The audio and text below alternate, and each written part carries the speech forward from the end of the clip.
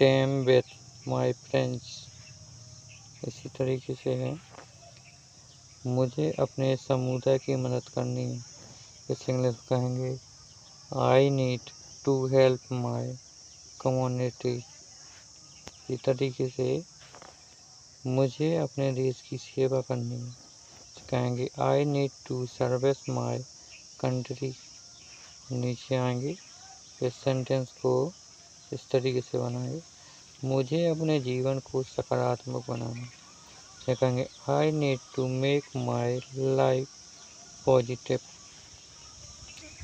इस तरीके से है, मैं अपने जीवन को सुधारना चाहता हूँ, कहेंगे I want to improve my life. इस तरीके से है, मुझे अपने जीवन की संतुलन बनाना है, या कहेंगे I need to balance my life. इसी तरीके से मुझे अपने जीवन को अर्थपूर्ण बनाना है, तो इंग्लिश में कहेंगे आई नीड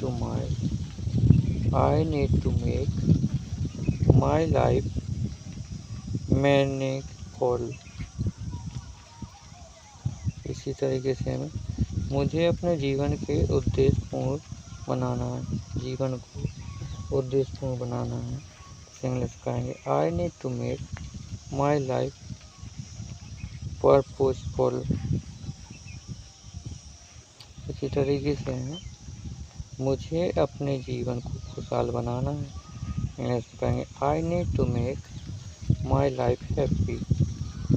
इसी तरीके से 51वां है, मैं अपने जीवन में सफलता प्राप्त करना चाहता हूँ, कहेंगे I want to achieve success in my life. इसी तरीके से नीचे आएंगे, मुझे अपने जीवन में प्रगति करनी है, प्रगति यानी बढ़ोतरी। अब तो इसे इंग्लिश में कहेंगे I need to make progress in my life. ठीक है, इसी तरीके से नीचे आएंगे, मुझे अपने जीवन में आगे बढ़ना है, तो इंग्लिश में कहेंगे I need to move forward in my life. और नीचे आएंगे,